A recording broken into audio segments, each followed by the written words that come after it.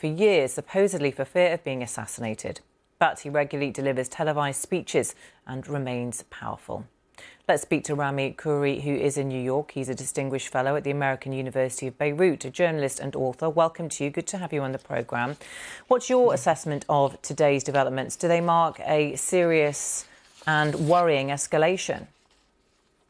They definitely mark an escalation.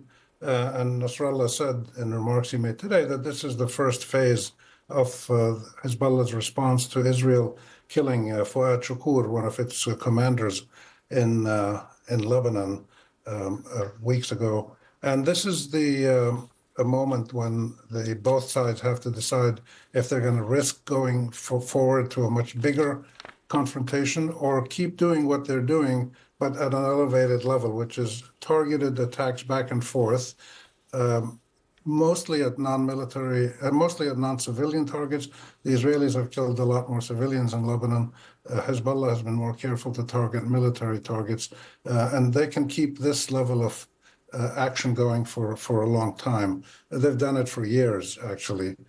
So I still don't believe we're on the verge of a regional war, but we're certainly moving up to a more dynamic bilateral confrontation between Hezbollah and Israel until the Gaza situation is resolved.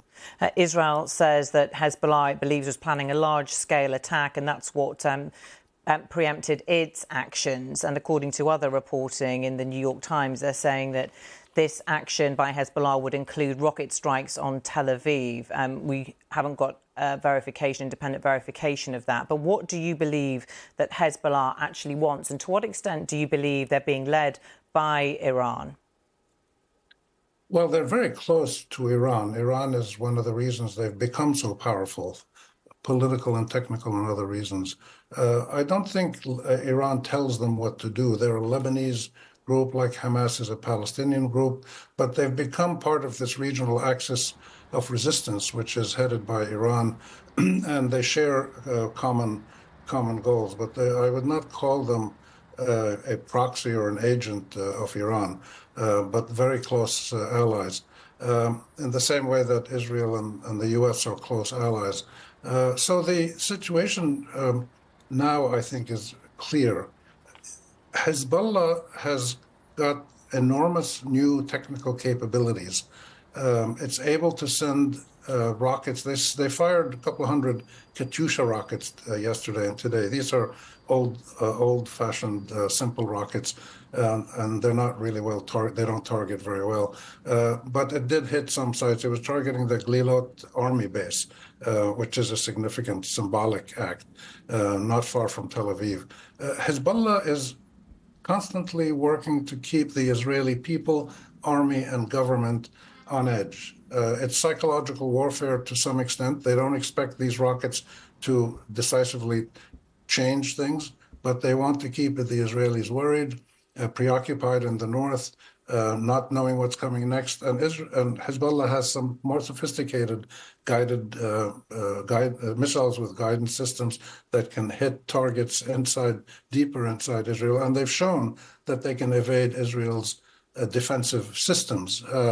So this is one of the forms of deterrence that Hezbollah has developed, which nobody else has developed in the region, which is why I don't think Israel is going to risk an all-out attack on Lebanon. And if Israelis are worried about Hezbollah, they should really thank their former prime ministers, Menachem Begin and Ariel Sharon, whose actions in Lebanon in 1982 and in Gaza created the conditions that created Hezbollah and Hamas as national resistance movements in Lebanon and in Palestine, who fought back against Israel's various aggressive actions, including short-term occupations and settlements. So this is a bigger conflict than just these two parties shooting rockets at each other, and it really requires a way more sophisticated attempt to get to the core underlying political contest between Palestine and Israel. That's not going to happen in the current governments, but it's something to aim for. Yeah, and Hezbollah are not just a powerful military force in Lebanon, they're also an influential political force, aren't they? How much support do you think they have for their actions, and how much support would they have if there were to be an all-out war? And does that concern the leadership at all? It certainly concerns them, but it probably doesn't limit what they do. Hezbollah has shown that it will take actions that it feels are important to defend itself or to defend Lebanon. Lebanon is very divided. I would say half the country actively supports Hezbollah, half the country doesn't like what Hezbollah is doing and is sick and tired of these wars and people having to flee war zones in the south and things like, and having destruction of the airport and power plants and stuff like that. But if the country is, if the choice is to have Lebanon under Israeli tutelage or to stop the Israeli aggressions, then they would choose to have Hezbollah stay as a deterrent force to prevent Israel from continuing its actions, its aggressive actions against Lebanon. But it's a very divided country, and people don't like a group like Hezbollah that's very powerful, more powerful than the state, and has close ties to Iran. So this has been going on since the early 80s, and nothing's going to change this until there's a resolution of the underlying Arab-Israeli conflict, which is a big challenge, but hopefully better leaders than we have today will undertake that challenge. As a journalist who, is heavily involved in the region, what's your view of what it could take to make a breakthrough in the ceasefire talks, which we've seen in the last half hour or so, Hamas reject the latest proposals? Well, Hamas rejected the latest proposals because they're unilateral Israeli proposals. Hamas accepted the July 2 ceasefire agreement that President Biden put forward, which he said came from the Israelis. So Hamas has essentially accepted the core conditions that the Americans and Israelis put forward. But when they accepted, Netanyahu comes along and says, no, we want this, we want this. And this has happened several times in the last 2 months or so.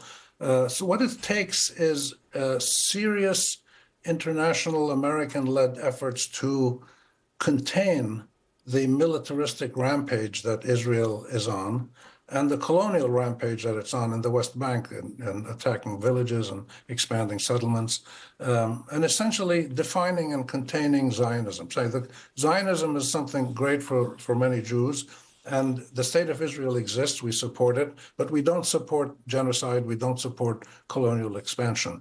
The international community has to step in. This is not going to happen by itself. Just as the world stopped apartheid in South Africa, it can do the same in Israel. And Israel would reject that characterization and say it is acting to defend itself and is fighting Hamas, not the Palestinian people. Thank you very much for your time. We do appreciate it.